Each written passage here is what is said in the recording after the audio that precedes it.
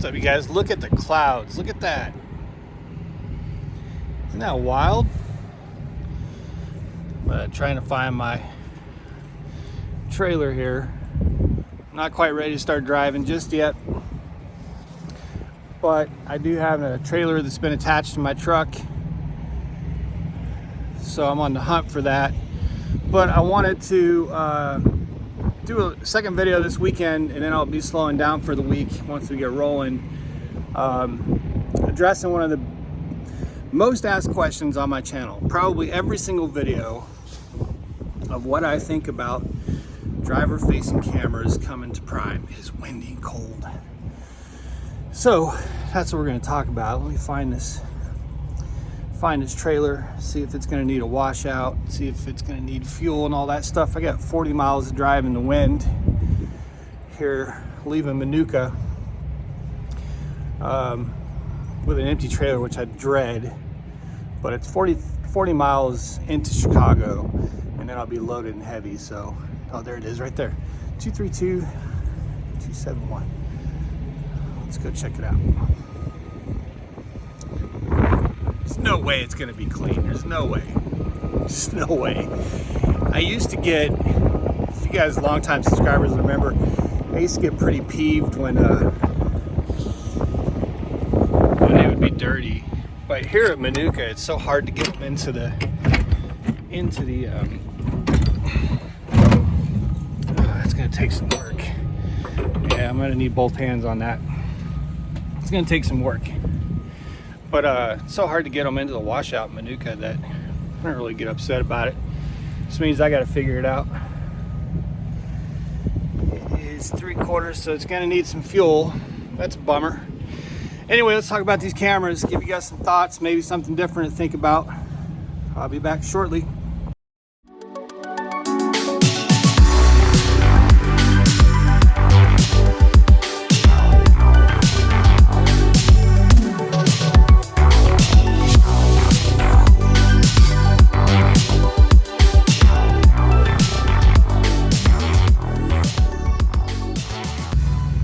Alright guys, Eric here, Driveline World. Okay, steering wheel holder at your service with another video. And as you saw there, I was trying to get in that trailer.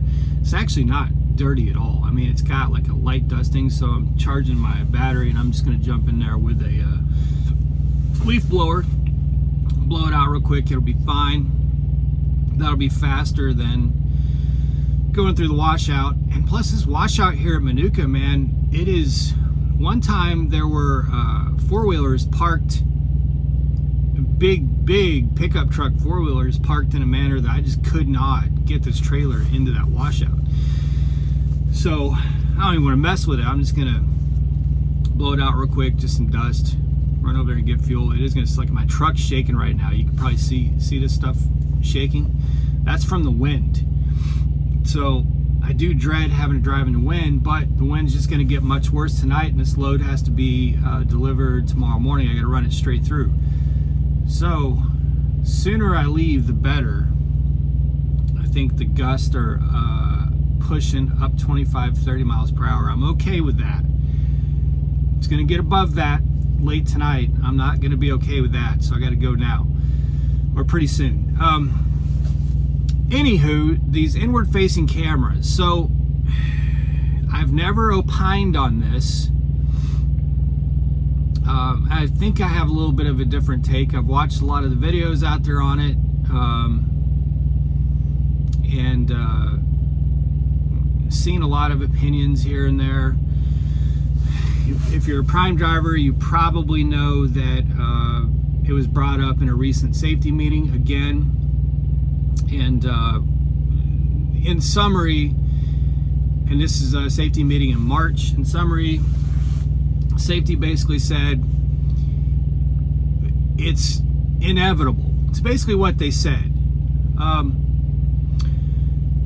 So here's my first thing. There's one YouTuber, I won't name, one YouTuber is like just out there crying bloody murder, saying this is gonna, they're gonna show up at the terminal next week and they're gonna want to install a camera. That is not the case. Now, you may be watching this video at the end of the year and maybe it'll be a different story. But as of March 2024, if you go back and you watch the safety meeting, they did say that it's likely in some way, shape, or form they'll be somewhat implemented into the fleet.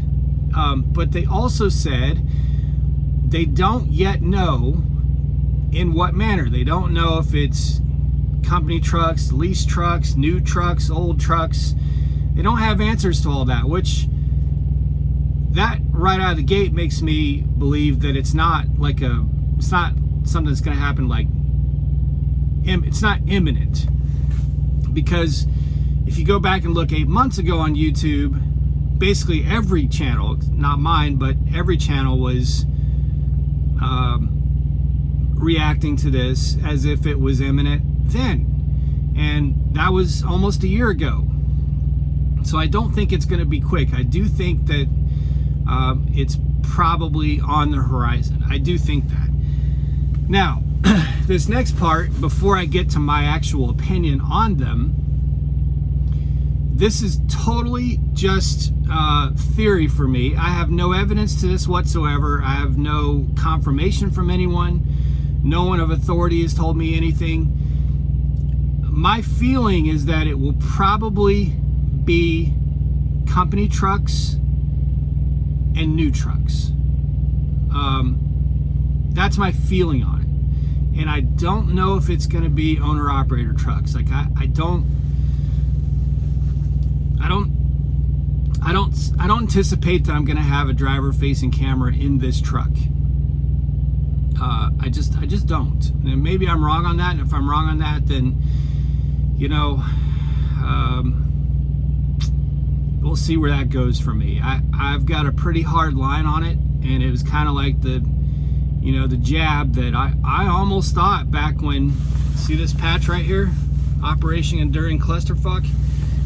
I almost thought that back when all that was going down, that we were very close to being mandated on a jab, and I'll tell you guys right now, that was a red line for me.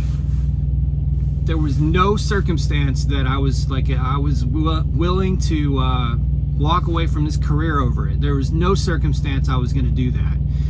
I think there's a lot of drivers at Prime that will probably take the same position with inward-facing cameras. I think if Prime doesn't think that's going to be the case, they're probably underestimating a lot of their driver base. It's just the way I feel. I'm not I'm not trying to beat up on Prime or anything. I'm just saying that that's the sense that I get. Look, I've been texting with drivers all morning, not just on that subject, but that was one of the subjects, and it's a deal breaker for some drivers. I'm not sure if it's a deal breaker for me, but I'll tell you that I'm definitely on the fence about it. But I don't think that my truck, and this is my truck, I don't think that mine would be included in that. The reason I say that it would probably be new trucks and all company trucks is that there's going to have to be a new thing. You're going to have to sign something. There's got to be a document, kind of like the arbitration thing that came out a few years ago. You had to sign that document. When you go through orientation, you sign all these things. They're all in your documents. It's going to have to be something like that because it is a new policy, and it's a pretty significant policy.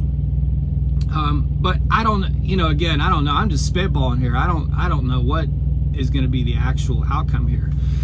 But now let's get to my opinion on the whole thing. Most of what I see out in social media is about privacy. For me, privacy is not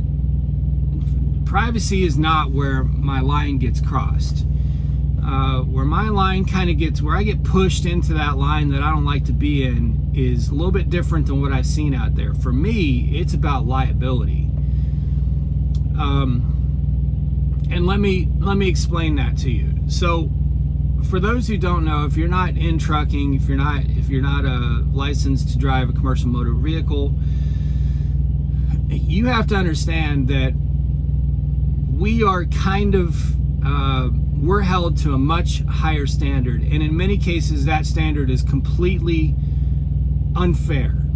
and it just is what it is. And you know, like one of my, so I have, you know, I think I'm like 2 years away from being 1,000,000 miles, gold millionaire. Get the leather coat and all that good stuff. Knock on wood. Do I have wood in here? Oh, I don't have wood. But I'm like 2 years away from being a 1,000,000 miler. So I've never been late. I've never had a failure service. Never had an unpreventable or any safety issue. But I'll tell you that out on the road, I'm so damn paranoid. Like, you know, if a four-wheeler gets next to me, like I'll pump the brakes a little bit to just get away from me. Just get away from me. Because I know that even if there's all the evidence in the world, I got dash cam, I got all, you know, where it's just like so damn obvious that I wasn't at fault, a good attorney is still going to be able to pick you apart and find liability. There's countless examples of this.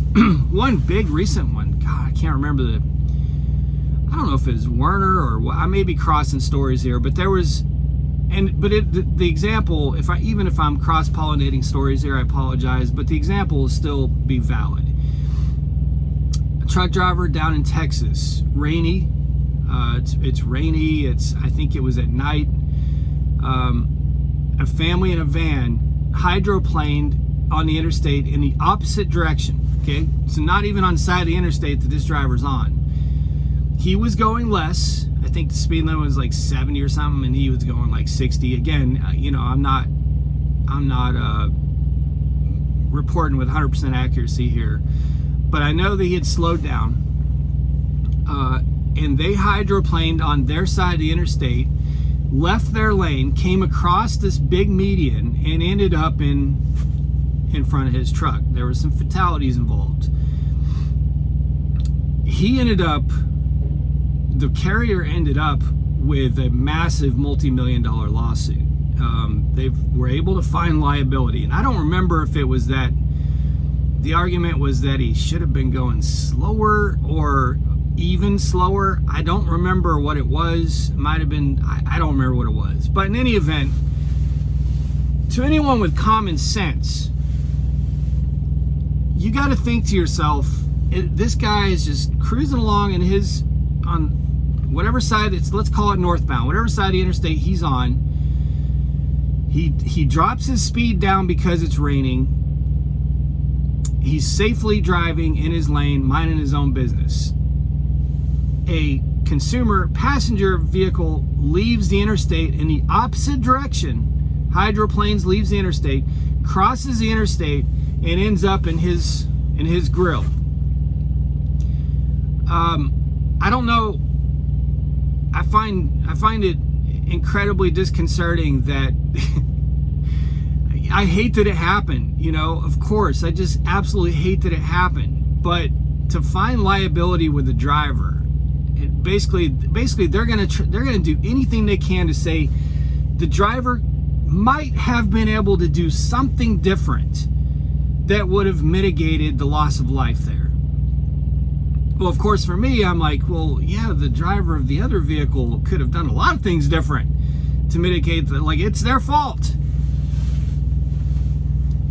But it's always going to be on the CMV, the CDL holder, the carrier, to defend themselves, even when it's blatantly obvious that they weren't at fault. They're still going to find liability. So this is where now you're probably sitting here thinking, well, Eric, if you don't do anything wrong, you got nothing to worry about. Well, okay, here's my problem with a camera that's looking at me,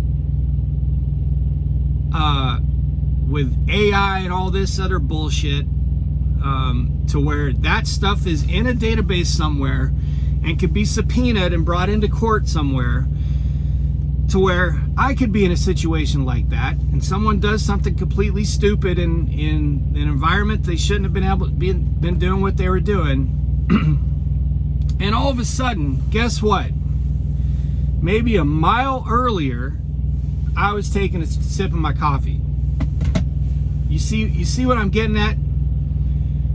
Now all of a sudden, a good attorney or a good law firm is going to subpoena all those records and be like, oh, see, he was drinking coffee.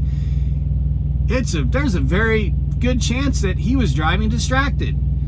Or I don't smoke, but lighting a cigarette or smoking a cigarette. Touching the button on a headset. I'm not saying I do all this. I'm just telling you, like, you may think that this is unreasonable shit I'm talking about. I'm telling you, this is the shit they use to fabricate liability. That's what I don't like. What I don't like is just opening up this Pandora's box of new ways to be able to argue that I was distracted or liable. You know what's distracted in this truck? All of the features that are designed to avoid distraction, like lane departure. That shit distracts me all night. Collision mitigation. That shit distracts me all night. The only things distracting in this truck are the autonomous features that are supposed to keep me from being distracted. They distract me all night. Other than that, I don't drive distracted. But I don't need some sort of evidence in a database somewhere that, oh, you know, quarter mile before that, he was sipping on his coffee. He was blowing on it. It was too hot, distracted. Surely he was driving distracted. He was thinking about his coffee and not the road. You see what I'm saying? Like, that's what I don't like. What I don't like is the Pandora's box of being held liable for shit that is not, like, I don't know if I'm making sense to you guys. I'm just telling you, that's the part of this that I don't like. Privacy stuff, you know, I don't feel like we have a lot of privacy as commercial motor vehicle drivers anyway. You know, you pull into a weigh station, you basically, just by having a CDL and driving a CMV, you've kind of waived all your, you know, you can hoot and holler and say you have rights and all that shit all you want, but at the end of the day, good luck. Like, good luck. I'm just telling you, like, you know, I don't like it. It doesn't make me comfortable. But, you know, if I'm parked somewhere, then I'm going to cover that shit up. Even if they say, oh, the light's off and the thing's not connected. Oh, yeah, it's the same thing they say about our phones, and that's bullshit. So, you know, and if they say, well, you can't cover it up even when you're parked, well, then, you know, nice doing business with you. Like, I can't, you know, I'm not going to be, you know, that's just pushing it to me. That's pushing it way beyond. But in terms of the privacy of, like, while I'm driving, I get all the discomforts, but this is not a new novel idea. You know, like there's lots of carriers that have inward facing cameras and have for years and years. So in fact, that was one of the reasons that I chose Prime. Not one of the biggest reasons, but it was certainly a contributing factor that Prime didn't have inward facing cameras. That was a big decision maker, or part of the decision making process for me. So it's just, you know, I just hope they're not underestimating how important that is to a lot of us. And for me, it's important for a much different reason than most of what you see on social media. For me, it's, I just don't like, I'm already extremely paranoid out here with all these idiots on the road that just have attorneys laying in wait. You know, they could make a big screw up, a big mistake, and all of a sudden you're being sued for millions of dollars through no fault of your own. And I just don't want to hand them something on a silver platter that had nothing to do with the accident or the event or whatever it was, that it doesn't matter. They can try and spin it and make it have something to do with it. You know, hopefully that makes sense to you. I don't like I just don't like it. I don't like what it does potentially in terms of opening us up for liability.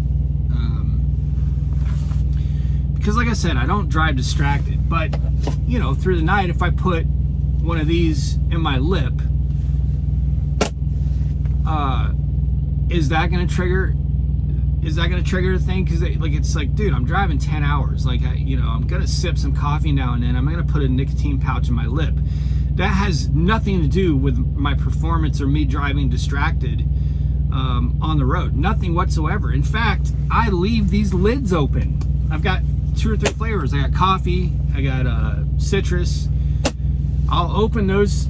I've usually got 3 of them. I'll open those lids and they just sit there all night. So it's like I'm not even sitting here screwing with lids and shit. You know what I mean? If I go scratch my neck, is it like, it's just, I don't trust that shit. I don't trust any of the technology. And the reason I don't trust it is because all the technology in this truck, that's supposed to keep me from being distracted, doesn't know shit.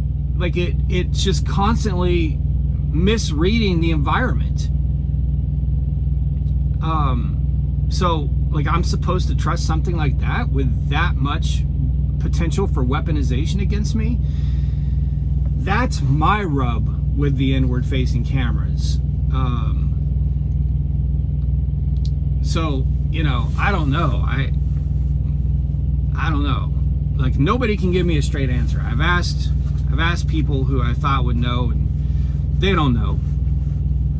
The only thing that's ever been said to me is, well, you're in our system, you're considered an owner operator, and you would probably be free and clear from this. I don't know if that's true. It's not coming from the safety department, so I don't know if I believe that. But I don't know. I just don't know. What I do think and feel confident in is this is not like something that's going to happen next week. Again, if you go back and watch the safety meeting that's being referenced from earlier in March, I think like a week or 2 ago, 2 weeks ago maybe, he even says in there, we don't know what kind of trucks it's going to go in, on what kind of contracts or company or new or old, or like they don't even have all these. They don't have all this whole program together. They don't know. They just know that they're trending in that direction, and it's something that they're seriously looking at, and it'll probably be some sort of implementation coming soon. Watching this guy circle this lot like 10 times trying to find a place to put that trailer. There's actually 3 or 4 places to put the trailer. I just don't think he wants to have to put them in those places. Y'all know what I mean. Anyway, I'd love to know your thoughts. So I'll reference this video in the inevitable case that it comes up again and again and again in comments, but no real resolution from me. You're not getting oh, this is going to happen and here's what you do. I don't know. I'm just giving you my take on it and why I think it's bad. And if someone at Prime thinks this is not going to impact their driver base and their recruitment efforts, that's a pretty gross underestimation. It's a big deal. I think it's a very big deal, and I think there are a lot of people who would make tough decisions based on that policy change. So be safe, make good decisions, always drive, thrive. Talk to you all soon.